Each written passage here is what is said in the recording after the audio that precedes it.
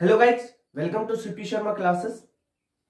अपन ने inductive fact पढ़ लिया, हाइपर कॉन्जुगेशन पढ़ लिया, इनके एप्लीकेशंस पढ़ लिए। अब अपन शुरू कर रहे हैं heat of hydrogenation, heat of combustion और फिर रेजोनेंस पढ़ने वाले हैं। ठीक है, तो शुरू करते सबसे पहले हीट ऑफ हाइड्रोजनेशन से। हीट ऑफ हाइड्रोजनेशन क्या है, उसके बारे में, कैसे क्वेश्चंस आते हैं इससे, उसके बारे में डील करने वाले हैं। हीट ऑफ हाइड्रोजनेशन,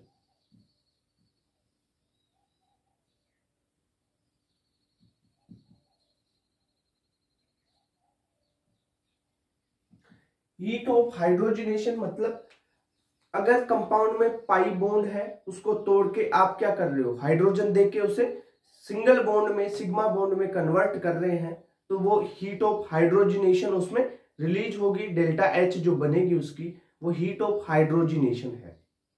किसी भी कंपाउंड की आप हीट ऑफ हाइड्रोजनेशन निकालना है ना, आपको कंपाउंड में क्वेश्चन दिया हुआ होगा कि हीट ऑफ हाइड्रोजनेशन का ऑर्डर बताओ, तो आप उसमें पाई बॉन्ड देख लेना।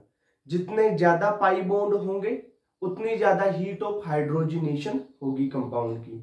ओके, तो शुरू करें अपन हीट ऑफ हाइड्रोजनेशन।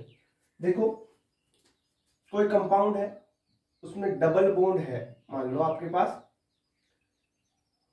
तो आपने यहाँ पे हाइड्रोजन इसको दी, H2 दी, तो ये क्या करेगा, इसको सिंगल बॉन्ड में कन्वर्ट कर देगा, और जो डेल्टा H यहाँ पे निकलेगी वो नेगेटिव होगी, और इसे बोलेंगे अपन हीट ऑफ हाइड्रोजनेशन।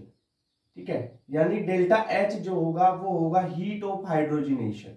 ठीक है, HOH, हीट ऑफ हाइड्रोजनेशन। ठीक है, अगर हीट ऑफ हाइड्रोजनेशन आपको निकालनी है तो कैसे आप ऑर्डर तय करेंगे। सबसे पहले देखो, heat of hydrogenation, heat of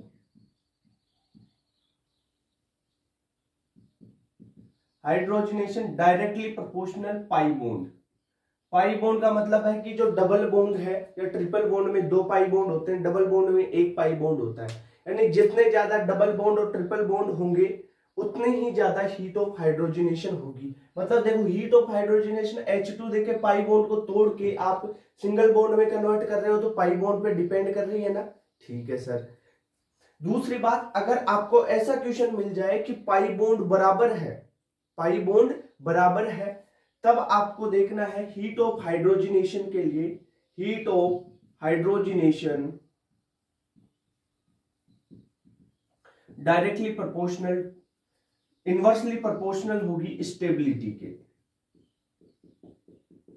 और डायरेक्टली प्रोपोर्शनल होती है वांडरवाल स्ट्रेन के। अपन वांडरवाल स्ट्रेन से क्वेश्चन नहीं करेंगे, क्वेश्चन करेंगे वांडरवाल स्ट्रेन इनवर्सली प्रोपोर्शनल होगा स्टेबिलिटी के। ठीक है, तो अपन क्या करेंगे, स्टेबिलिटी से क्वेश्चन कर लेंगे। किसी भी कंपाउंड की स्टेबिलिटी, एल्कीन है डबल बॉन्ड वाले की, तो मैंने आपको हाइपर कॉन्जुगेशन बताया था। हाइपर कॉन्जुगेशन में क्या बताया था कि एल्कीन यानी डबल बॉन्ड की स्टेबिलिटी कैसे चेक करेंगे, कि उसमें कितने अल्फा हाइड्रोजन है। अगर अल्फा हाइड्रोजन की संख्या ज्यादा होगी तो एल्कीन यानी डबल बॉन्ड वाले कंपाउंड की स्टेबिलिटी बढ़ती जाएगी। ठीक है, जितने ज्यादा अल्फा H होंगे उसकी स्टेबिलिटी उतनी ही ज्यादा होगी। ओके, तो ये दो चीज आपको हीट ऑफ हाइड्रोजनेशन में ध्यान रखनी है। पहली है, heat of hydrogenation directly proportional होती है पाई बॉन्ड के। Heat of hydrogenation inversely proportional होती है स्टेबिलिटी की। ये सेकंड वाला नियम कब लगाना है, जब फर्स्ट वाला फेल हो जाए, यानी पाई बॉन्ड बराबर हो जाए, पाई बॉन्ड सब में बराबर है, तब आप स्टेबिलिटी चेक करोगे, वरना पाई बॉन्ड से आंसर देना है। ज्यादातर क्वेश्चंस के आंसर आपके पाई बॉन्ड से आ जाएंगे। ओके, इतनी बात क्लियर। चलो आपको एक चीज बता दूं कि अल्फा हाइड्रोजन बराबर हो और स्टेबिलिटी चेंज हो, मतलब एक नोट पॉइंट आप डाल के लिखो, जो हाइपर कॉन्जुगेशन में बताना चाहिए था अपने को, पर वहां पे टाइम की वजह से मैंने बताया नहीं। देख लो, नोट लगा के लिख लो, इसमें भी आता है, बहुत काम आएगा। अपन को स्टेबिलिटी का ऑर्डर देखना है। सबसे ज्यादा स्टेबिलिटी होगी इसकी, ये हो गया 1 2 3 पे, यानी 2 मिथाइल प्रोपेन 2 इन। ठीक है, प्रोप 2 इन, गलत है, 2 पे नहीं है, 1 पे इन है। आईपीएससी नाम लिखना भी सीख ले भाई। देख 1 2 यानी 2 पे मिथाइल प्रोप 3 के लिए और 1 पे इन है। ठीक है, समझ में आई? इसकी स्टेबिलिटी ज्यादा। फिर होगी ट्रांस की स्टेबिलिटी, ये ट्रांस फॉर्म है और ट्रांस से कम होगी सिस फॉर्म की। तो आपके क्वेश्चन आता है कि ट्रांस ज्यादा स्टेबल है या सिस ज्यादा स्टेबल है, तो वहां पे बता तो चुका हूं मैं किसमें, आइसोमेरिज्म में, कि जो ट्रांस है उसकी स्टेबिलिटी सिस से ज्यादा होगी। ये ट्रांस फॉर्म है और ये है सिस फॉर्म। ठीक है, तो ये स्टेबिलिटी का ये ऑर्डर आप ध्यान रख लेना एक। ठीक है, किसका ऑर्डर है ये, स्टेबिलिटी का ऑर्डर है ये। ओके सर, जो एक चीज और बताऊं, स्टेबिलिटी में 6 मेंबर की रिंग है, 6 मेंबर की रिंग है, वो 5 मेंबर की रिंग से ज्यादा स्टेबल है और 7 मेंबर की रिंग से ज्यादा स्टेबल है। समझ गए? 5 मेंबर की रिंग है वो 4 मेंबर की रिंग से ज्यादा स्टेबल है और 7 मेंबर की रिंग से ज्यादा स्टेबल है। समझ में आ रही कुछ बात? मैंने क्या बोला, अगर रिंग की बात करें, एक स्टेबिलिटी की चर्चा कर रहा हूं मैं। चलो हीट ऑफ कंबशन में बता दूंगा, वो आपका दिमाग अगर सही है ना, संतुलन में है तो सुनो, एक बार और बता देता हूं। 6 मेंबर की रिंग 5 मेंबर से ज्यादा, 5 मेंबर की रिंग से ज्यादा स्टेबल और 7 मेंबर की रिंग से ज्यादा स्टेबल। 5 मेंबर की रिंग है ना, वो 7 मेंबर की रिंग से ज्यादा स्टेबल और 4 मेंबर की रिंग से ज्यादा स्टेबल। अब ये देखो सारी चीजें हीट ऑफ कंबशन में पढ़ाने वाला हूं। यहाँ पे हीट ऑफ हाइड्रोजनेशन है, स्टेबिलिटी उसकी वहां पे चेक करवा दूंगा। यहाँ पे ये स्टेबिलिटी ध्यान रख लेना। ओके, अब देखो क्वेश्चन करवाता हूँ। इस पे क्वेश्चन कैसे आएंगे कि आपको हीट ऑफ हाइड्रोजनेशन का ऑर्डर बताना होता है। क्या बताना होता है? हीट ऑफ हाइड्रोजनेशन का ऑर्डर। चलो इससे पहले एक चीज और समझ लो आप, एक स्टेबिलिटी का ऑर्डर और देख लो। अगर आपके पास कॉन्जुगेटेड सिस्टम है, कॉन्जुगेटेड सिस्टम मतलब एक के बाद एक डबल बॉन्ड, फिर सिंगल बॉन्ड, फिर double bond, single bond, double bond, double single, double single, सब डबल सिंगल, ऐसा होता है कॉन्जुगेटेड सिस्टम। तो अगर आपके पास कॉन्जुगेटेड सिस्टम है यानी सी डबल बॉन्ड सी, फिर single bond C, double bond C, फिर सिंगल बॉन्ड, फिर सी डबल बॉन्ड सी, तो ऐसा सिस्टम क्या होगा? कॉन्जुगेटेड सिस्टम होगा। इसको यहां से हटा देता हूं मैं। ठीक है, अब देख लो, डबल सिंगल, फिर डबल, फिर सिंगल, डबल सिंगल, ऐसा होता है कॉन्जुगेटेड सिस्टम।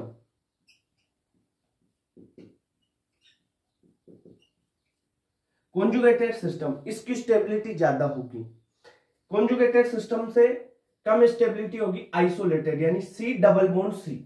अब यहां पे देखो कोई कॉन्जुगेशन नहीं है, बीच में 2 डबल बॉन्ड आ गए और इस डबल बॉन्ड और इस डबल बॉन्ड के बीच में कोई रेजोनेंस, कोई कॉन्जुगेशन नहीं है। यहां पे तो है, ये देखो double single, double single, double single, ऐसे चलता रहेगा। इसमें डबल फिर 2 सिंगल आ गए बीच में, तो रेजो नहीं कर पाएगा, कुछ भी नहीं होगा ना। यानी ये है आइसोलेटेड सिस्टम, इसे बोलेंगे आइसोलेटेड। आइसोलेटेड सिस्टम ये है कॉन्जुगेटेड सिस्टम, यानी कॉन्जुगेशन है इसमें। अब एक बात करें अपन डिस्क्रीट जो है क्यूमीन्स वगैरह, क्यूमीन्स पढ़ाई थी ना क्यूमुलेटिव सिस्टम के बारे में। मैंने आइसोमेरिज्म में क्यूमीन्स का एक एग्जांपल दिया था, कैसे कि सी डबल बॉन्ड सी, लगातार डबल बॉन्ड आते जाए। ठीक है, लगातार डबल बॉन्ड 2 3 4 5 लगातार डबल बॉन्ड। ठीक है, 2 आ जाए, 2 से ज्यादा आ जाए, यानी डबल बॉन्ड फिर डबल बॉन्ड, तो ये क्या हो गया? क्यूमीन हो गया ना, क्यूमुलेटिव, क्यूमुलेटिव सिस्टम। ठीक है, तो ये स्टेबिलिटी का ऑर्डर रहेगा। सबसे ज्यादा स्टेबल रहेंगे कॉन्जुगेटेड, फिर आइसोलेटेड, और सबसे कम होंगे जिसमें डबल बॉन्ड पास पास में है, यानी क्यूमुलेटिव सिस्टम है। अब देखते हैं एग्जांपल्स, कैसे क्वेश्चन आते हैं। क्वेश्चन आएगा इसमें आपको order of heat of hydrogenation का ऑर्डर बताना होता है। जैसे एक एग्जांपल की बात करें, यहां पर पहला ये है, दूसरा एग्जांपल आपके पास ये है, तीसरा एग्जांपल आपके पास ये है। ये 3 एग्जांपल है, इनमें आपको क्या बताना है? हीट ऑफ हाइड्रोजनेशन बतानी है। चलो एक क्वेश्चन और, इसमें इतना और कर देते हैं अपन। खुश रहे भाई तू, ये ले पहले सिंपल सिंपल चीजें बता देते हैं, कोई दिक्कत नहीं है। ये है क्वेश्चन है, हीट ऑफ हाइड्रोजनेशन का ऑर्डर बताना है। मैंने क्या बताया, सबसे पहले आप देखोगे कितने पाई बॉन्ड है, पाई बॉन्ड की संख्या देखोगे। यहां पे देखो एक पाई बॉन्ड है, यहां पे दो पाई बॉन्ड है, और यहां पे एक दो तीन पाई बॉन्ड है। ठीक है, यानी जितनी ज्यादा हीट ऑफ हाइड्रोजनेशन होगी कि उतने ज्यादा उसमें पाई बॉन्ड होने चाहिए। पाई बॉन्ड ज्यादा, हीट ऑफ हाइड्रोजनेशन ज्यादा, यानी इसका ऑर्डर क्या होगा, HOH का, हीट ऑफ हाइड्रोजनेशन का, HOH हीट ऑफ हाइड्रोजनेशन का ऑर्डर क्या होगा बताओ। सबसे ज्यादा तीन, इसमें तीन पाई बॉन्ड है ना, 3 की, फिर 2 की, और फिर लास्ट में 1 की। ये बात समझ में आई आपके, यानी हीट ऑफ हाइड्रोजनेशन का ऑर्डर 3 to 1 होगा, यानी इसमें तीन है पाई बॉन्ड है, इसमें 2, इसमें 1। इतनी बात क्लियर। चलो आओ एक क्वेश्चन और करते हैं, जैसे बताना आप। एक तो ये है, ठीक है, दूसरा है आपके पास ये सिस्टम, ठीक है, तीसरा है आपके पास ये सिस्टम। अब बताओ इसमें हीट ऑफ हाइड्रोजनेशन बताओ क्या होगा। मैंने क्या बोला, सबसे पहले पाई बॉन्ड देख लो, यानी इसमें और इसमें तो पाई बॉन्ड दो दो है, इसमें एक है, यानी 2 और 3 तो सबसे ज्यादा होंगी और 1 की सबसे कम होगी। तो सबसे लास्ट में तो पहला वाला आ जाएगा, क्योंकि इसमें पाई बॉन्ड कम है। अब देखो सर, हमने देखा इन दोनों में पाई बॉन्ड बराबर है, तब आ जाओ आप स्टेबिलिटी चेक कर लो, यानी स्टेबिलिटी जिसकी जितनी कम होगी हीट ऑफ हाइड्रोजनेशन उतनी ही ज्यादा होगी। समझ में आई ये बात। हीट ऑफ हाइड्रोजनेशन स्टेबिलिटी के इनवर्सली प्रोपोर्शनल है। अब इसमें स्टेबिलिटी चेक करो, कैसे चेक करेंगे सर, यहां पे देखो ये दोनों डबल बॉन्ड बिल्कुल बराबर क्यूमुलेटिव आ रहे हैं ना, यानी दोनों लगातार आ रहे हैं। ये डबल बॉन्ड, इसके बाद में ये डबल बॉन्ड, यानी क्यूमुलेटिव हो गया। ठीक है सर, यानी इसकी स्टेबिलिटी इससे कम होगी। इसमें तो कॉन्जुगेटेड है, देखो एक, फिर सिंगल, फिर डबल, डबल सिंगल डबल। इसमें कौन सा हो रहा है, इसमें हो रहा है कॉन्जुगेटेड। ये वाला थर्ड वाला क्या है, conjugated. Double single double, double single double, यानी इसकी स्टेबिलिटी सबसे ज्यादा होगी। इसकी स्टेबिलिटी ज्यादा तो heat of hydrogenation come, stability ज्यादा हीट ऑफ हाइड्रोजनेशन कम होगी। ठीक है, और इसकी ये क्यूमुलेटिव है, इसकी स्टेबिलिटी कम तो हीट ऑफ हाइड्रोजनेशन ज्यादा। ठीक है, तो ऑर्डर क्या बनेगा, सबसे कम तो आ जाएगी फर्स्ट की, क्योंकि इसमें पाई बॉन्ड सबसे कम है। अब बात करते हैं 2 और 3 में। 2 की स्टेबिलिटी कम है, 2 क्यूमुलेटिव है ना, तो स्टेबिलिटी सबसे कम है इसकी, तो इसकी हीट ऑफ हाइड्रोजनेशन ज्यादा होगी। 2 की हीट ऑफ हाइड्रोजनेशन ज्यादा होगी और 3 की कम होगी। ठीक है, तो ये ऑर्डर रहेगा HOH का। यहां पे लिख लेना भाई किसका ऑर्डर है, HOH ऑर्डर। कहीं बाद में पता चले कि क्या पता किसका ऑर्डर लिख रहे हो, है स्टेबिलिटी का लिख रहे हैं, हीट ऑफ हाइड्रोजनेशन का लिख रहे हैं। ठीक है, तो हीट ऑफ HOH को हीट ऑफ हाइड्रोजनेशन लिख दिया, H यहां से लिया, O यहां से लिया, H यहां से लिया। फुल भी लिख सकते हो, कोई दिक्कत नहीं है। तो ये हुआ हीट ऑफ हाइड्रोजनेशन। ओके, इतनी बात क्लियर। अब थोड़ा एक दो एग्जांपल और करवा दे अच्छे वाले। चल ठीक है, स्टेबिलिटी का ये चीज ध्यान रखना कि कैसे स्टेबिलिटी सबसे ज्यादा कॉन्जुगेटेड की, फिर आइसोलेटेड की, फिर क्यूमुलेटिव की। हीट ऑफ हाइड्रोजनेशन में अगर आपको ये तीन चीजें पता है ना, फर्स्ट, सेकंड और थर्ड, तो आप हीट ऑफ हाइड्रोजनेशन का कोई भी क्वेश्चन गलत नहीं करोगे। ठीक है, ओके।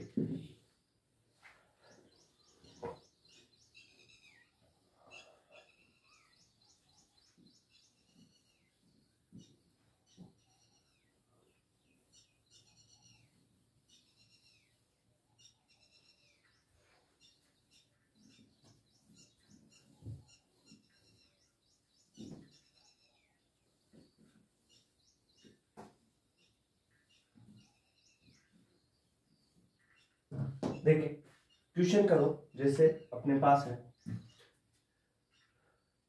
ऑर्डर बताना है किसका, HOH का, heat of hydrogenation. HOH water नहीं है, H2O बोल रहे हो, H2 HOH वाटर है, वाटर नहीं है, ये हीट ऑफ हाइड्रोजनेशन है। ओके, तो इसमें देखते हैं अपन पहला example, CH3 CH double bond CH, ठीक है। एक दूसरी बात करते हैं अपन, CH3 CH double bond CH bond CH3, ठीक है। तीसरा हो गया आपके पास CH3 CH CH3 single bond के साथ CH3, ये हो। अब मेरे को आप बताओगे कि इन तीनों में एक और ले लो, फोर्थ ले लो, ठीक है। जैसे CH3 C, यहाँ पे CH3, ये डबल बॉन्ड है भाई बीच में, है ना, ये डबल बॉन्ड आपका CH3, यहाँ पर CH3, ठीक है। अब क्या आप इसमें बता सकते हैं हीट ऑफ हाइड्रोजनेशन? मेरे को सबसे पहले हीट ऑफ हाइड्रोजनेशन में आप क्या चेक करते हैं कि पाई बॉन्ड। अब देखो पाई बॉन्ड तो भाई इसमें भी एक है, इसमें भी एक ही है, इसमें भी एक ही पाई बॉन्ड है, इसमें भी एक ही पाई बॉन्ड है, ठीक है सर। पाई बॉन्ड सेम आते हैं तो हम स्टेबिलिटी पे जाते हैं, और स्टेबिलिटी जिसकी जितनी ज्यादा होगी हीट ऑफ हाइड्रोजनेशन उतनी ही कम होगी। अब मैंने आपको हाइपर कॉन्जुगेशन में चीज पढ़ाई हुई है ना कि एल्कीन की स्टेबिलिटी कैसे चेक करोगे, उसमें कितने अल्फा हाइड्रोजन है। तो यहाँ पे अल्फा हाइड्रोजन की बात कर लेते हैं। इस एल्कीन के रेस्पेक्ट में ये है, इस पे अल्फा हाइड्रोजन कितने हो गए, 3 आ गए। इसमें अल्फा हाइड्रोजन की बात करें तो ये अल्फा कार्बन और ये अल्फा कार्बन, तो यहाँ पे 3 हाइड्रोजन, यहाँ पे 3 हाइड्रोजन, यानी 6 हाइड्रोजन इसमें हो गए। इस एल्कीन में देखो, इस एल्कीन के रेस्पेक्ट में 1 2 और 3 अल्फा हाइड्रोजन है, तो इसमें अल्फा हाइड्रोजन कितने हो गए, 3 अल्फा कार्बन है तो 9 अल्फा हाइड्रोजन हो गए, 3 3 3, तो अल्फा हाइड्रोजन इसमें कितने हो गए, 9। यहां पे बात करें इस एल्कीन के रेस्पेक्ट में, यहाँ पे 3 3 3 और 3, टोटल कितने हो गए, 12 अल्फा हाइड्रोजन हो गए। अब मेरे को ये बताओ, जितने ज्यादा अल्फा हाइड्रोजन उतनी ज्यादा स्टेबिलिटी। देखो यहाँ पे स्टेबिलिटी की बात कर लेते हैं, स्टेबिलिटी सीधे प्रोपोर्शनल होती है अल्फा हाइड्रोजन की, और हीट ऑफ हाइड्रोजनेशन है ना वो इनवर्सली प्रोपोर्शनल होती है स्टेबिलिटी के। अब जिसकी स्टेबिलिटी ज्यादा यानी जिसके अल्फा हाइड्रोजन ज्यादा उसकी हीट ऑफ हाइड्रोजनेशन कम, तो इसका ऑर्डर क्या हो जाएगा, HOH का ऑर्डर क्या हो जाएगा, सबसे ज्यादा स्टेबिलिटी है किसकी, 4th नंबर वाले की, तो सबसे कम हीट ऑफ हाइड्रोजनेशन होगी 4th नंबर वाले की, ठीक है। फिर 3 की, फिर आपका 2 आ गया और फिर 1 आ गया, ये आपका HOH का ऑर्डर आ गया, ठीक है। कैसे किया अपन ने, देखो क्वेश्चन को, इलस्ट्रेशन को समझा करो, फिर आप प्रैक्टिस करोगे ना। क्वेश्चन प्रैक्टिस करते हो, नहीं करते हो यार, जीओसी में तो कर लेना थोड़े बहुत क्वेश्चन तो है। सारे तरीके क्वेश्चन जितने तरीके के आएंगे ना सारे तरीके यहाँ पे बता दूंगा, ठीक है। वैसे अपन प्रैक्टिस सेशन लेके आने वाले हैं, उसमें भी करेंगे, पर आप ठाली बेटे क्या करते हो, अभी NCERT बेस्ड क्वेश्चन कर लिया करो थोड़े बहुत। अब देखो इसमें अपन ने हीट ऑफ हाइड्रोजनेशन में क्या किया, CH इसमें देखा यहाँ पे पाई बॉन्ड सब में सेम है, फिर अपन पाई बॉन्ड सेम है तो आगे चले स्टेबिलिटी पे। अब एल्कीन आ गया, सर एल्कीन की स्टेबिलिटी कैसे देखते हैं कि जिसमें जितने ज्यादा अल्फा हाइड्रोजन उसकी स्टेबिलिटी उतनी ज्यादा। अब अल्फा हाइड्रोजन ज्यादा हो गए, अल्फा हाइड्रोजन जिसमें जितने ज्यादा तो स्टेबिलिटी उतनी ही ज्यादा, और स्टेबिलिटी ज्यादा मतलब हीट ऑफ हाइड्रोजनेशन उतनी ही कम हो गई। समझ में आई ये चीज, ठीक है। नेक्स्ट क्वेश्चन करते हैं अपन एक,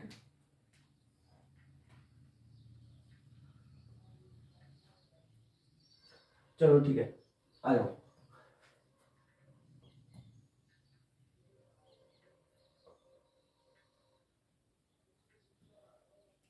ये वाला क्वेश्चन कर लेते हैं, अच्छा क्वेश्चन है ये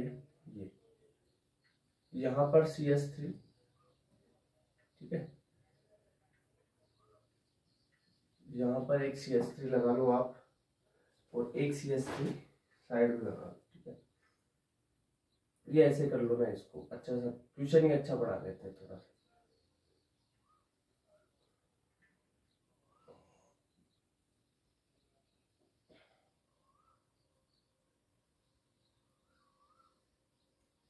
एक CH3 यहाँ पर कर लो, एक CH3 यहाँ और एक CH3 यहाँ। ये फर्स्ट है, आपको ऑर्डर बताना है हीट ऑफ हाइड्रोजनेशन का, ठीक है। सेकंड वाला है आपके पास, ये हुआ डबल बॉन्ड, ये डबल बॉन्ड, यहाँ पे एक CH3 और एक डबल बॉन्ड यहाँ पे, ठीक है। यहाँ पर CH3 और एक CH3 यहाँ पर, ओके। सेकंड वाला ये है। थर्ड वाला अपन बात करें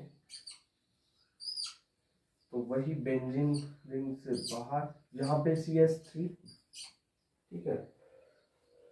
IIT का क्वेश्चन आया हुआ है भाई, ये पहले ध्यान से, थोड़ा ध्यान से, ये हो गया, हाँ ठीक है। अब बताओ, इसको क्वेश्चन को करके बताओ, इसमें हीट ऑफ हाइड्रोजनेशन का ऑर्डर बताना है। इस क्वेश्चन में क्या बताना है? हीट ऑफ हाइड्रोजनेशन का ऑर्डर बताना है। कैसे बताओगे? चलो बताओ। देखो मेरी बात सुनो, कैसे करना है क्वेश्चन को। सबसे पहले देखो पाई बॉन्ड, क्या इसमें पाई बॉन्ड 3 है? ठीक है सर, इसमें भी 3 है, 1 2 3, इसमें भी 3 है, इसमें भी 1 2 3, सर तीनों में 3 3 पाई बॉन्ड आ गए, पाई बॉन्ड सेम हो गई। अब आपको पाई बॉन्ड सेम है तो क्या देखना है उसके बाद में? स्टेबिलिटी। अब मैंने एक चीज बताई आपको यहाँ पे, पहले क्यूमुलेटिव सबसे पहले बताया था कि जो कॉन्जुगेशन है वो है, फिर आइसोलेटेड और लास्ट में क्यूमुलेटिव, ठीक है। तो इसमें आपको चेक करके बताओ कि किसमें ज्यादा स्टेबिलिटी होगी।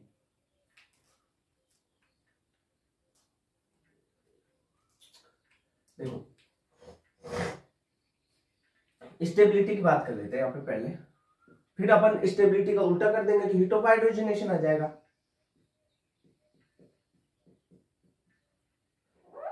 स्टेबिलिटी, ठीक है। देखो स्टेबिलिटी कैसे देखोगे, यहाँ पे एक बेंजीन रिंग है ये, ठीक है, एरोमेटिक है ना, बेंजीन रिंग एरोमेटिक हो गया तो इसकी स्टेबिलिटी सबसे ज्यादा होगी, ठीक है। कॉन्जुगेशन में भी है, ठीक है। यहाँ पे दूसरे वाले में देखो, कॉन्जुगेशन में तो है, देखो double single double single double, double single double single double, conjugation में है पर एरोमेटिक नहीं है। सबसे ज्यादा स्टेबिलिटी भाई जो एरोमेटिक कंपाउंड है उसकी हो गई। फिर कॉन्जुगेशन में तो है दोनों, पर इसमें क्या है, ये एरोमेटिक है इसलिए इसकी स्टेबिलिटी ज्यादा हो गई। इसमें एरोमेटिक नहीं हो गया, एरोमेटिसिटी टूट गई इसकी, ठीक है। ये डबल बॉन्ड बाहर गया ना रिंग से, तो कॉन्जुगेशन में तो है, ओके, तो इसकी स्टेबिलिटी कम हो गई। और ये तो क्या है, आइसोलेटेड सिस्टम हो गया ना, आइसोलेटेड सिस्टम की तो कॉन्जुगेटिव, ये दोनों कॉन्जुगेशन में इनसे कम होगी। तो सबसे ज्यादा स्टेबिलिटी फर्स्ट की हो गई, उसके बाद में स्टेबिलिटी सेकंड की हो गई और फिर थर्ड की हो गई। समझ में आया क्या कैसे स्टेबिलिटी चेक की है अपन ने? अभी देखो रेजोनेंस पढ़ोगे, उसके बाद में एरोमेटिसिटी के बारे में बताऊंगा, ठीक है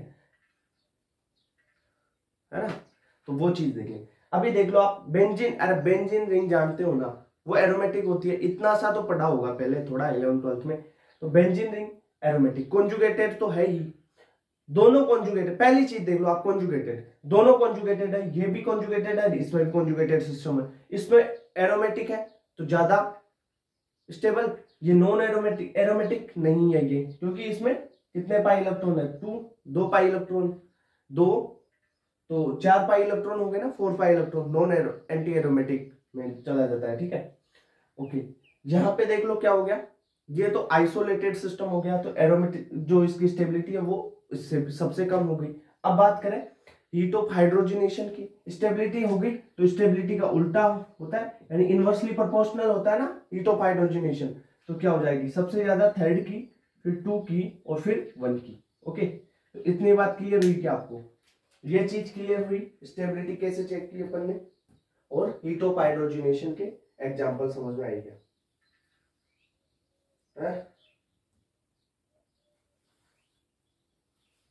नहीं है? आगे चलिए एक क्वेश्चन और करवाते हैं, देख लेना।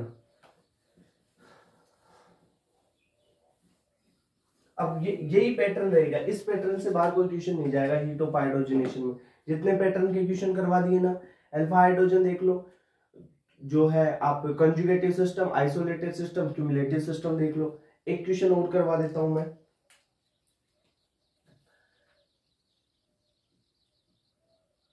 Order of heat of hydrogenation बताना है आपको, ठीक है।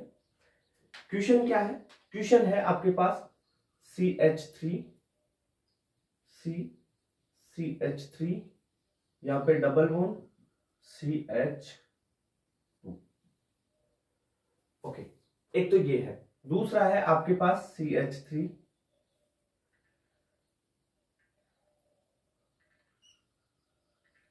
C, यहां पर H आ गया, ठीक, डबल बॉन्ड C, यहां पर CH3 और यहां पर H आ गया। First, second and third, CH3 CH double bond CH bond CH3। अब इसमें हीट ऑफ हाइड्रोजनेशन का ऑर्डर बताओ। क्या सर मजा लेते हो? इसमें भी एक पाई बॉन्ड है, इसमें भी एक पाई बॉन्ड है, इसमें भी एक पाई बॉन्ड है, तो पाई बॉन्ड तो सेम आ गए।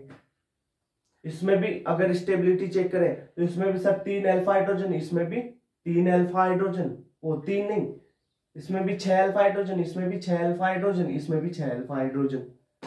क्या सर कैसा मजाक कर रहे हो? क्वेश्चन है, मैंने क्या बताया आपको, सिस और ट्रांस देखना है ना? सिस और ट्रांस देखना है। सिस और ट्रांस कैसे देखते हैं? अगर ये सेम ग्रुप अपोजिट साइड हो तो उसे बोलते हैं क्या? ट्रांस। ओके, और सेम ग्रुप सेम साइड हो तो उसे बोलते हैं सिस। तो स्टेबिलिटी मैंने अभी आपको एक ऑर्डर बताया था स्टेबिलिटी का। क्या ऑर्डर था? कि सबसे ज्यादा स्टेबल होगा ये वाला सिस्टम, ठीक है, उसके बाद में स्टेबिलिटी आएगी ट्रांस की, और फिर सबसे कम स्टेबल होगा सिस, ठीक है। तो ये वही तो है भाई, ये देख, ये वाला सिस्टम ये हो गया, ओके। तो सबसे ज्यादा स्टेबल हो गया, तो स्टेबिलिटी का ऑर्डर लिखे यहां पे, पहले स्टेबिलिटी लिख लेते हैं, सबसे ज्यादा फर्स्ट की, फिर देखो CH3, ये CH3 सेम साइड है ना, तो ये क्या हो गया? सिस हो गया, और ये क्या हो गया? ट्रांस, क्योंकि CH3 इधर है, दूसरा CH3 इधर है, अपोजिट साइड 180 डिग्री, ठीक है। सबसे ज्यादा स्टेबिलिटी फर्स्ट की, उसके बाद में स्टेबिलिटी किसकी होगी? ट्रांस की होगी, यानी थर्ड की होगी, और फिर 2 की होगी, ओके। और order of heat of hydrogenation को देखो आप इनमें, तो क्या देखोगे? स्टेबिलिटी का उल्टा होता है ना, इनवर्स। देखो, heat of hydrogenation inversely proportional stability, तो सबसे ज्यादा हीट ऑफ हाइड्रोजनेशन किसकी होगी? सिस की होगी, उसके बाद में ट्रांस की होगी, तो ट्रांस कौन सा है? थर्ड, और सबसे कम होगी फर्स्ट की, ओके। तो ये क्वेश्चन भी ध्यान रख लेना, ये चीज आपको स्टेबिलिटी, अगर इसकी स्टेबिलिटी याद है ना,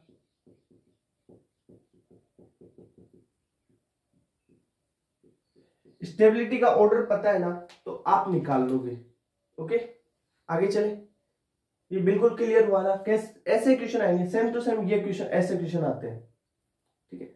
नीट में क्वेश्चन यही आएगा, थ्योरेटिकल पॉइंट यहां से कुछ नहीं पूछा जाता है ना, आपको कोई भी चीज नहीं पूछी जाएगी। एल्कीन की पूछी जा सकती है, हीट ऑफ ऑर्डर पूछा जाएगा हीट ऑफ हाइड्रोजनेशन का, और ऐसा नीट में पूछा जाता है, इसके अलावा और कुछ नहीं पूछा जाता। सारे टाइप के क्वेश्चन करवा दिए आपको, ओके। तो ये हुआ आपका हीट ऑफ हाइड्रोजनेशन। अब चले अपन हीट ऑफ कंबंशन पे, ठीक है। समझ में आया क्या heat of hydrogenation?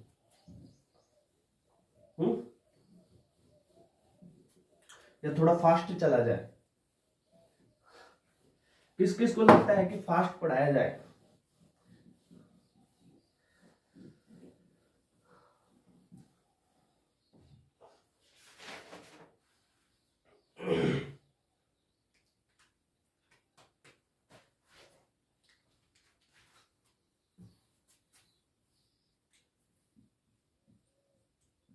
Heat of combustion,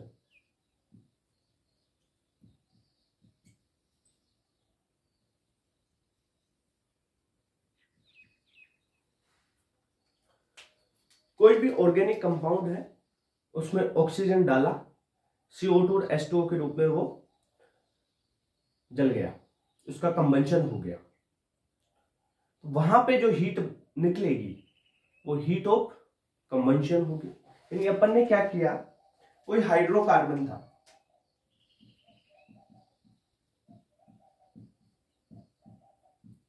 hydrocarbon, उसको ऑक्सीजन के साथ जला दिया तो CO2 प्लस H2O मिला, साथ में जो डेल्टा H जो हीट मिली नेगेटिव में वो क्या होगी, heat of combustion, HOC, heat of combustion निकलेगी। वही सर इसमें क्वेश्चन कैसे आएंगे, जैसे अपन ने हीट ऑफ हाइड्रोजनेशन में ऑर्डर देखा था ना, वैसा ही क्वेश्चन आता है इसमें हीट ऑफ कंबंशन का, कि सर बताओ order of heat of combustion कैसे है, ऑर्डर को अरेंज करना है अपने को, ठीक है। तो हीट ऑफ कंबंशन पे अपन जाते हैं। सबसे पहले हीट ऑफ कंबंशन आप देखोगे तो क्या देखना है, heat of combustion directly proportional number of carbon, जितने ज्यादा नंबर ऑफ कार्बन होंगे उतनी ही ज्यादा हीट ऑफ कंबंशन होगी, ठीक है, समझ में आई बात। अगर अपन बात करें नंबर ऑफ कार्बन सेम आ जाए तब क्या करेंगे सर, तो ठीक है देख लेते हैं। हीट ऑफ हाइड्रोजनेशन में क्या किया था तुमने, नंबर ऑफ, वहां पे पाई बॉन्ड सेम आ गए थे तब स्टेबिलिटी चेक कर ली थी ना, यहां पे भी वही कर लो, स्टेबिलिटी चेक कर लो। Heat of combustion inversely proportional होगा स्टेबिलिटी। ये बात क्लियर हुई क्या, थोड़ा थोड़ा कुछ समझ में आ रहा है। हीट ऑफ कंबंशन है ना, वो नंबर ऑफ कार्बन, यानी जितने नंबर ऑफ कार्बन होंगे उतनी ही ज्यादा हीट ऑफ कंबंशन होगी, पहली बात। दूसरी बात, अगर नंबर ऑफ कार्बन सेम आ गए सर तब हम स्टेबिलिटी देखेंगे, जितनी ज्यादा स्टेबिलिटी उतनी कम हो जाएगी हीट ऑफ कंबंशन, सही है। चलो एक चीज आप ध्यान रख लो स्टेबिलिटी की,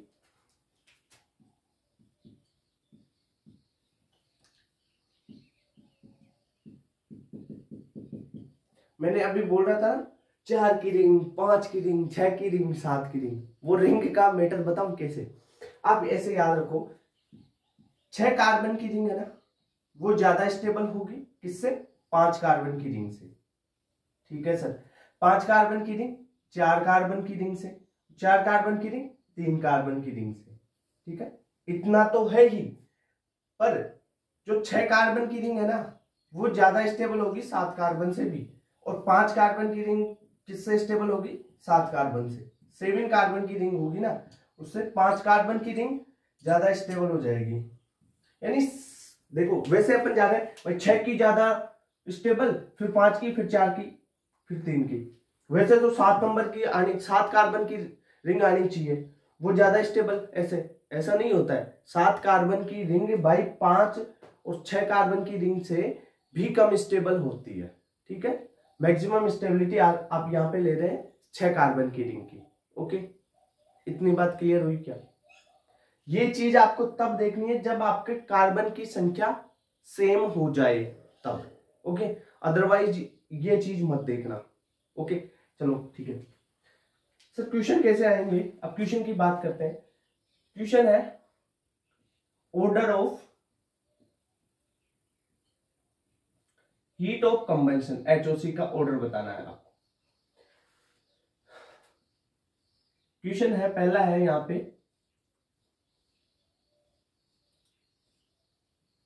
एक तो ये रिंग है, ठीक है सर, दूसरा ये है आपके पास 2, तीसरा हो गया आपके पास ये, ठीक है सर। 4th नंबर में ये कर दिया और यहां पे एक कार्बन CH3 लगा दिया। अब सर आप बताओ order of heat of combustion. तो हमने देखा हीट ऑफ कंबंशन देखते हैं ना, तो सबसे पहले नंबर ऑफ कार्बन देख लो। देखो इसमें कितने कार्बन है, फर्स्ट वाली में इसमें 6 कार्बन, इसमें 5 कार्बन, इसमें 4 कार्बन और इसमें 4 कार्बन, ठीक है। अरे 4 है ना, 1 2 3 और चौथा ये, ठीक है, 4 कार्बन। अब आप देखोगे हीट ऑफ कंबंशन, जितने ज्यादा कार्बन उतनी ज्यादा, तो यानी ऑर्डर बताओ फटाफट। सबसे ज्यादा फर्स्ट का, ठीक है सर, HOC का ऑर्डर फर्स्ट का सबसे ज्यादा, उसके बाद में 5 कार्बन का 2, उसके बाद में अब देखो सर यहां पे भी 4 कार्बन और यहां पे भी 4 कार्बन। अब आ गया मजा। अब क्वेश्चन को सोल्व करो, कैसे? नंबर ऑफ कार्बन सेम तो स्टेबिलिटी पे आ जाओ। स्टेबिलिटी जितनी ज्यादा हीट ऑफ कंबंशन उतनी कम। स्टेबिलिटी सबसे ज्यादा किसकी होती है? 6 कार्बन, फिर 5, फिर 4, फिर 3, यानी 3 कार्बन की रिंग और 4 कार्बन की रिंग में स्टेबिलिटी 4 कार्बन की ज्यादा होती है। 4 कार्बन की स्टेबिलिटी ज्यादा तो 4 कार्बन की रिंग की क्या होगी? 4 कार्बन की रिंग की हीट ऑफ कंबंशन कम हो जाएगी। 3 और 4 में बात कर रहे हैं अपन, तो इसकी हीट ऑफ कंबंशन स्टेबिलिटी 4 की ज्यादा तो हीट ऑफ कंबंशन कम हो गया, तो हीट ऑफ कंबंशन फोर्थ वाले का ज्यादा हो जाएगा। तो फोर्थ फिर थर्ड, समझ में आएगा? और इन दोनों में समझ में नहीं आएगा, देखो बताओ, इन दोनों में 4-4 कार्बन है, अपन तो कार्बन का हिसाब तो लगा ही नहीं सकते कि हीट ऑफ कंबंशन कैसे चेक करेंगे। कार्बन सेम है तो स्टेबिलिटी भी जाते हैं। अब देखो 4 कार्बन की स्टेबिलिटी ज्यादा और 3 कार्बन वाली रिंग की स्टेबिलिटी कम, ठीक है। स्टेबिलिटी होती है inversely proportional to heat of combustion, यानी जिसकी स्टेबिलिटी ज्यादा उसकी हीट ऑफ कंबंशन कम हो जाएगी। यानी 4 कार्बन की ये रिंग है, इसकी स्टेबिलिटी ज्यादा है तो हीट ऑफ कंबंशन कम हो जाएगी। तो पहले फोर्थ नंबर की हीट ऑफ कंबंशन ज्यादा, फिर थर्ड की आ जाएगी, ठीक है। ये चीज हो गया, ओके। समझ में आई कुछ चीजें? अब देख नेक्स्ट क्वेश्चन करते हैं अपन। जैसे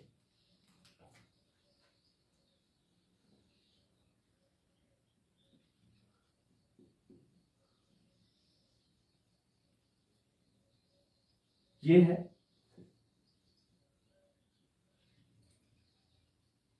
ये है,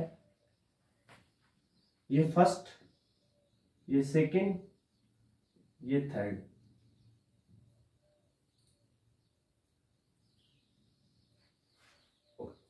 अब इस पे बताओ, वही सबसे पहले हीट ऑफ कंबंशन के लिए नंबर ऑफ कार्बन देखो। कार्बन इसमें कितने हैं?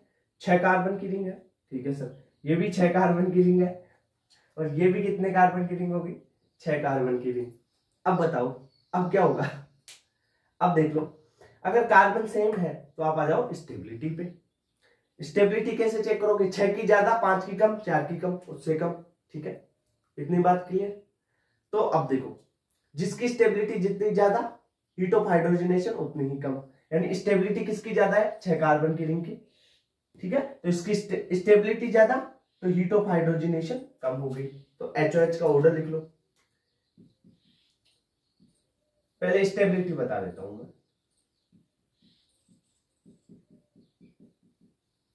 इनकी स्टेबिलिटी का ऑर्डर क्या होगा? सबसे ज्यादा स्टेबल फर्स्ट हो गया, फिर हो गया सेकंड वाला, फिर हो गया थर्ड वाला।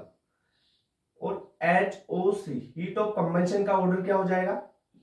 3 2 1। क्या ये चीज समझ में आई आपको?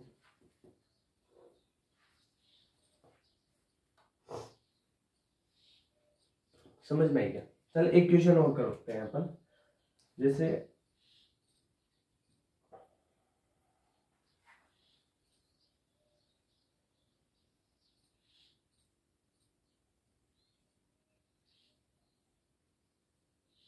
ये है,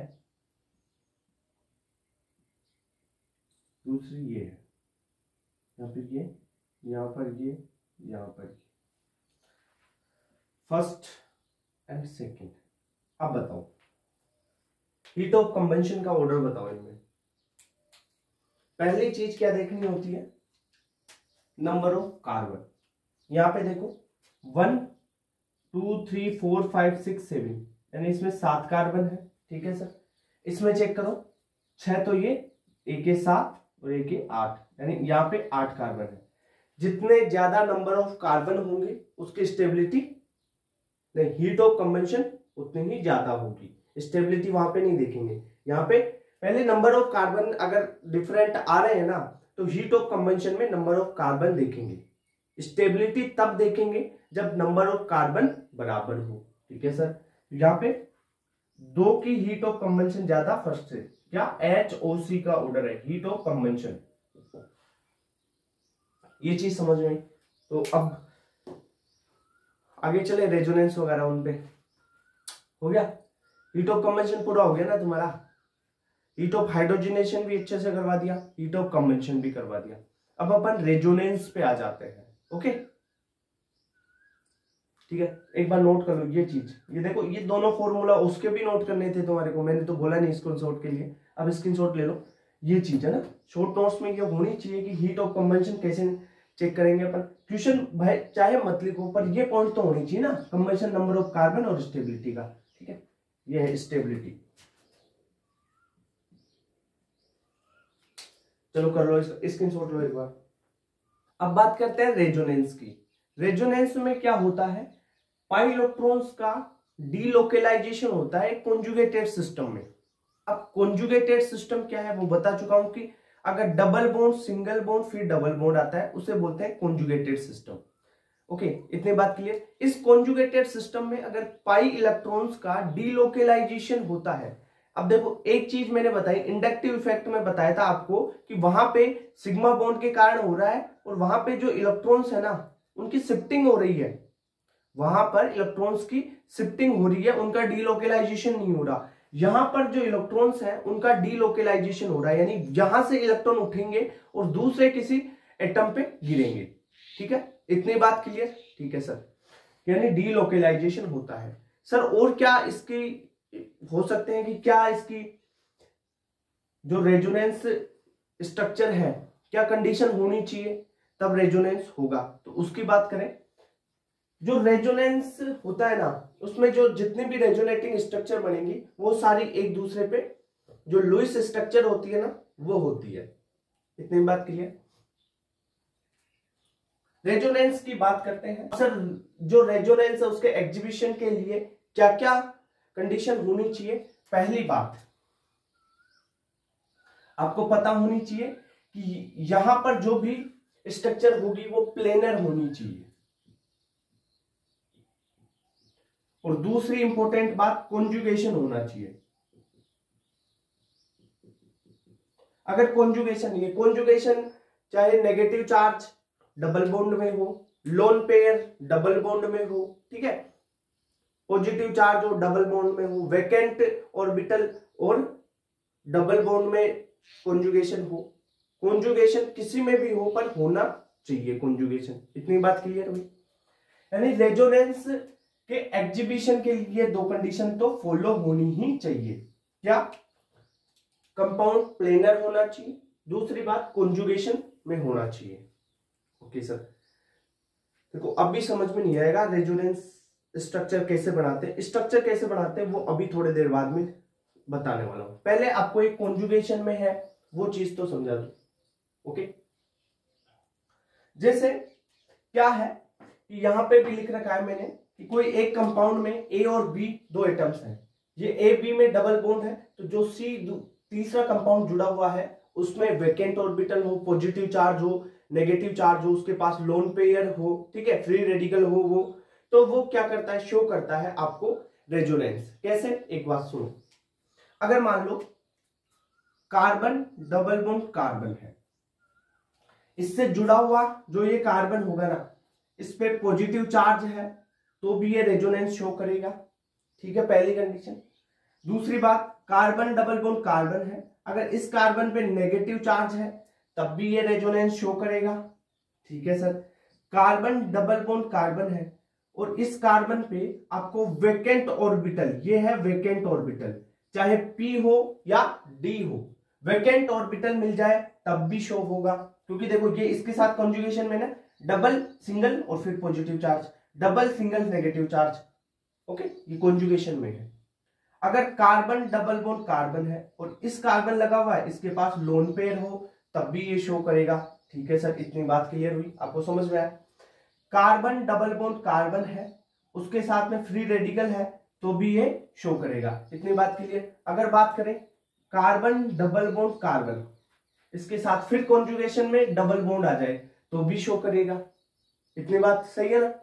अगर मैंने बोला आपको कि कार्बन है, कार्बन या कोई एटम ले लो, आप ए एटम ले लो, ए और बी के रूप में कर लो, कार्बन कार्बन के रूप में कर सकते हो, ए बी के रूप में कर सकते हो, कैसे भी। ए है और दूसरा एटम बी है। देखो कार्बन के साथ में यहाँ पे ऑर्गेनिक कंपाउंड में ऑक्सीजन भी पड़ते हैं, सल्फर भी पड़ते हैं, तो वो भी तो आ सकते हैं ना उनकी जगह। ओके, देखो ए कंपाउंड है, अगर इसके पास पॉजिटिव चार्ज या वेकेंट ऑर्बिटल है, पॉजिटिव चार्ज या वेकेंट ऑर्बिटल है, मान लो वेकेंट ऑर्बिटल है और इस बी के पास में लोन पेयर है, तो ये क्या बी क्या करेगा, अपने लोन पेयर यहाँ पे दे देगा। ठीक है, तो ये क्या होगा, रेजोनेंस में आ जाएगा कि नहीं आएगा, आएगा ना, ये रेजोनेंस में हो जाएगा।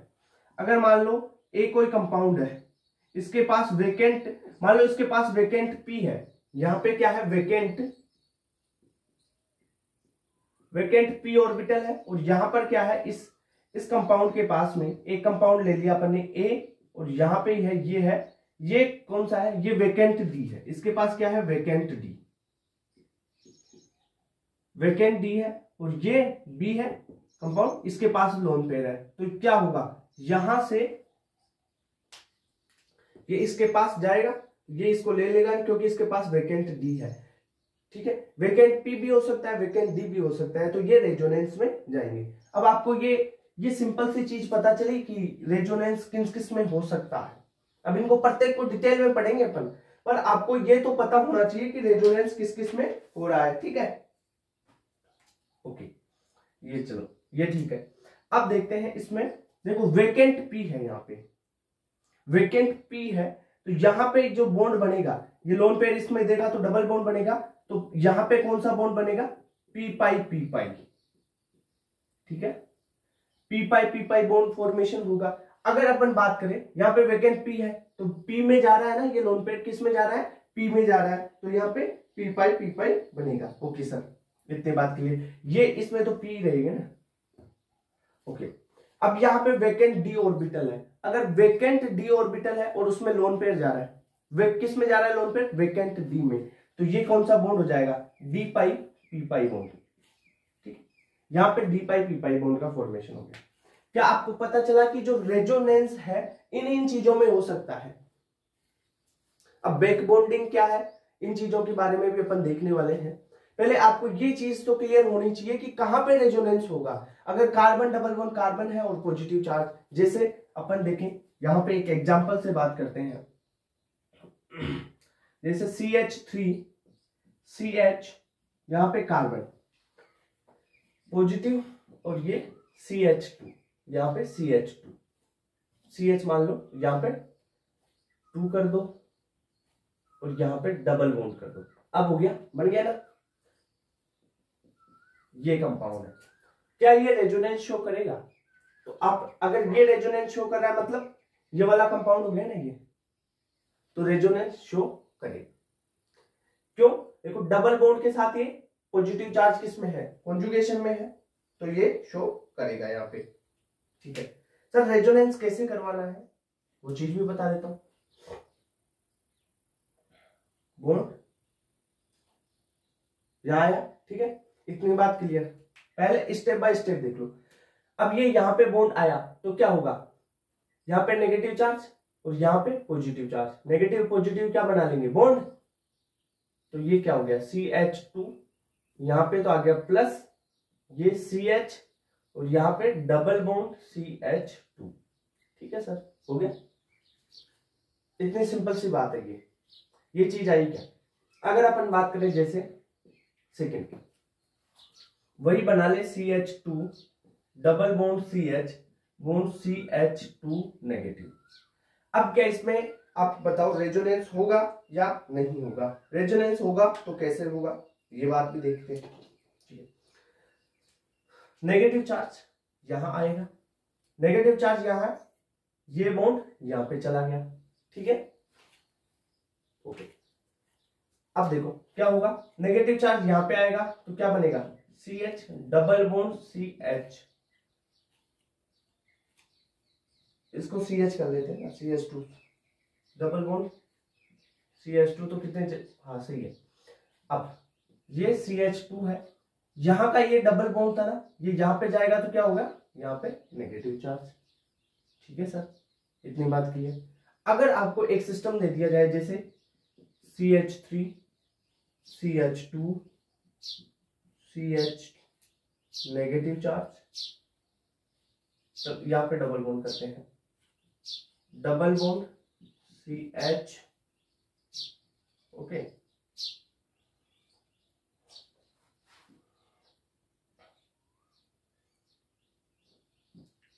CH2 negative charge. अब इस एग्जांपल को बताओ क्या इसमें रेजोनेंस होगा। देखो आपको सिस्टम मिलना चाहिए कॉन्जुगेटेड, कॉन्जुगेटेड सिस्टम मतलब ये वाले सिस्टम, डबल बॉन्ड फिर उसके पास में बगल वाले कार्बन पे पॉजिटिव चार्ज, इससे बगल वाले कार्बन पे negative charge, vacant orbital, lone pair, ठीक है, कुछ भी ऐसा सिस्टम मिले, यानी डबल बॉन्ड और फिर उससे पास वाले कार्बन पे नेगेटिव चार्ज मिल रहा है, मतलब यहाँ पे क्या होगा, रेजोनेंस होगा। रेजोनेंस नेगेटिव चार्ज में यहां से यहां पे गया नेगेटिव चार्ज, डबल बॉन्ड यहाँ पे बन जाएगा और ये चार्ज, ये जो है बॉन्ड ये यहाँ पे चला जाएगा, तो क्या हुआ, कैसे बना देखो, CH3 CH2 यहाँ पे CH नेगेटिव चार्ज, ठीक है, डबल बॉन्ड CH, देखो डबल बॉन्ड हट गया ना, एक सिंगल बॉन्ड रह गया, अब यहाँ पे डबल बॉन्ड और ये CH। तो आपको समझ में आया कैसे रेजोनेटिंग स्ट्रक्चर बन रही है।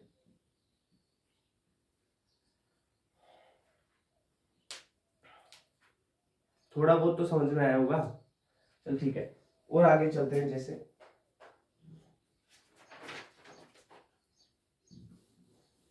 वैकेंट ऑर्बिटल की चीज बताऊं,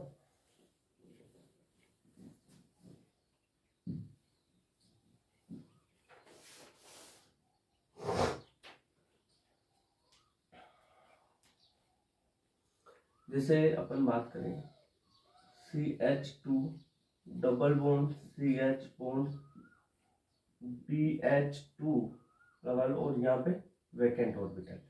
अब क्या जो ये कंपाउंड है ये शो करेगा या नहीं करेगा, करेगा तो कैसे करेगा ये बताओ।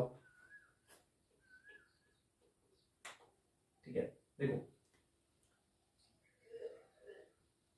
ये वाला सिस्टम है ये, ठीक है, कैसे, डबल बॉन्ड फिर वैकेंट ऑर्बिटल, डबल बॉन्ड फिर vacant orbital, double bond vacant orbital, double bond vacant orbital, यानी रेजोनेंस तो शो करेगा, कॉन्जुगेशन में है। कैसे, ये बॉन्ड यहां पे, ठीक, यहां पे क्या है, वैकेंट ऑर्बिटल, ठीक है, तो यहां पे क्या हो जाएगा, पॉजिटिव, और यहां पे क्या आ जाएगा, यहाँ पे पॉजिटिव, यहाँ पे क्या आ जाएगा, नेगेटिव चार्ज, ठीक है, डबल बॉन्ड यहाँ पे बढ़ेगा तो यहाँ पे नेगेटिव चार्ज। ठीक है सर, बढ़ा दो, करवा दो रेजोनेंस। कैसे, ये यहां से गया, यहां से इलेक्ट्रॉन गए तो यहाँ पे CH2 पे क्या आ गया, प्लस चार्ज आ गया, ठीक है सर, सिंगल बॉन्ड हो गया, CH double bond BH2, vacant orbital भर गया, लोन पे इलेक्ट्रॉन है क्या, कहाँ पे है, वैकेंट में, तो नेगेटिव चार्ज। ठीक है, तो ये बन गई इसकी रेजोनेटिंग स्ट्रक्चर। ठीक है, इतनी बात क्लियर, क्या समझ में आई ये चीज आपको। देखो जैसे अपन एक एग्जांपल और करें, CH2 double bond CH bond NH2, इसके पास लोन पेयर है। अब सर क्या होगा, इसके पास लोन पेयर है, देखो एक चीज बताऊं तुम्हारे को, एक चीज तो सिंपल चीज, जिसके पास लोन पेयर है जो देता है ना, देता है वो तो पॉजिटिव बन जाता है, लोन पेयर या इलेक्ट्रॉन जो भी देगा ना, इलेक्ट्रॉन जो देगा वो तो क्या बन जाएगा, पॉजिटिव, और जो इलेक्ट्रॉन लेगा वो क्या बन जाएगा, नेगेटिव। उसी हिसाब से करते हैं, जो इलेक्ट्रॉन देगा वो क्या हो गया, पॉजिटिव, और जो इलेक्ट्रॉन लेगा वो क्या हो जाएगा, नेगेटिव। ठीक है, ये चीज क्लियर हुई। चलो आगे चलो, इसमें देखो आप, अब यहां पे क्या होगा, यहाँ पे लोन पेयर है, चलो दो लोन पेयर को अपन ने दिया, ठीक है सर, ये बॉन्ड यहां पे गया, ओके, अब क्या होगा, देखो CH2 नेगेटिव हो गया, ये तो बॉन्ड CH, यहाँ पे क्या आ जाएगा, डबल बॉन्ड NH2 और यहाँ पे प्लस। ठीक है सर, तो इसका रेजोनेटिंग स्ट्रक्चर ये बन गया। क्या है, देखो सारों के एग्जांपल, ये लोन पेयर वाले का एग्जांपल है, सबके एग्जांपल करवा रहा हूं, सबके एग्जांपल प्रत्येक के, ठीक है। आप देखो जैसे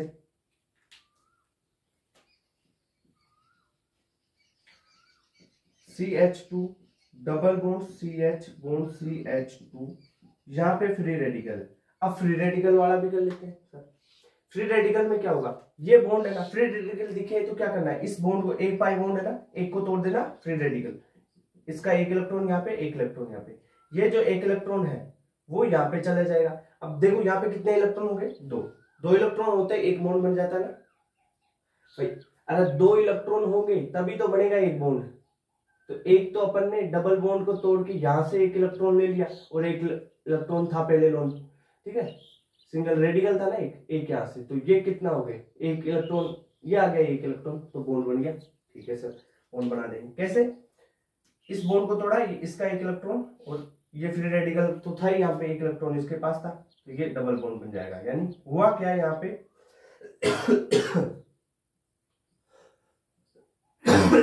ये CH2 है, ये फ्री, एक इलेक्ट्रॉन तो इसका तो रह गया इस पे, ये वाला, ठीक है। हुआ क्या, CH2 सिंगल बॉन्ड में हो गया, ये CH, एक इलेक्ट्रॉन यहाँ का और एक इलेक्ट्रॉन ये, क्या बन गए, डबल बॉन्ड CH। क्या ये चीज समझ में आई, ये चीज समझ में आई क्या, ठीक है सर, आगे बढ़ते हैं। देखो अब यहां तक हो गया ये, अब डबल बॉन्ड वाला एग्जांपल बता देता हूं, बहुत सारे एग्जांपल कराऊंगा, नो टेंशन। रेजोनेंस के सारे, पहले तो मैं इन सिस्टम्स को एक बार समझा देता हूं। ये तो रेजोनेंस का बेसिक चीज है, क्वेश्चन कैसे आएगा वो सारी चीज बताऊंगा, ठीक है, पर ये बेसिक समझना जरूरी है, वरना रेजोनेंस समझ में नहीं आता। मैं डायरेक्ट तुम्हारे को करवा सकता हूँ, ये एक पॉइंट लिख के, ये दो पॉइंट लिख के रेजोनेंस चल, पर एक बार बेसिक चीज, सारे ऐसा सिस्टम है, इसका एग्जाम्पल, प्रत्येक के एग्जाम्पल देके समझाऊंगा ना, तो भाई रियल में समझ में आएगा और चीजें बेटर होगी, नॉलेज। देखो अब क्वेश्चन जो नीट में आ रहा है वो रट के भी कर सकते हो यार, पर एक बार समझो तो सही उस चीज को, ठीक है। सबके एग्जाम्पल बता रहा हूं, जैसे अपन बात करें, एग्जाम्पल है CH2 डबल बॉन्ड CH और single bond CH double bond CH। अब क्या होगा, यहाँ पे ये है, अब इसमें रेजोनेंस करवाओ, कैसे, इधर से करवा दो, यहां से करवा दो, ये रेजोनेंस, और ये बॉन्ड यहाँ पे उठ के चला जाएगा, ठीक है सर। जैसे CH2 सिंगल बॉन्ड हो गया, तो यहां से उठ के इलेक्ट्रॉन यहाँ पे गया, तो यहाँ पे तो क्या आ जाएगा, पॉजिटिव चार्ज, ठीक है। डबल बॉन्ड यहाँ पे हो गया CH है ना, ये क्या है CH, ओके। यहाँ पे सिंगल बॉन्ड हो गया CH2, और ये क्या हो गया, यहाँ पे नेगेटिव चार्ज, ओके। तो इतनी बात समझ में आई, कैसे क्या हुआ, पॉजिटिव चार्ज यानी जो जिससे इलेक्ट्रॉन लेते हैं वो, और जहां पे इलेक्ट्रॉन जाते हैं वो नेगेटिव चार्ज, ओके।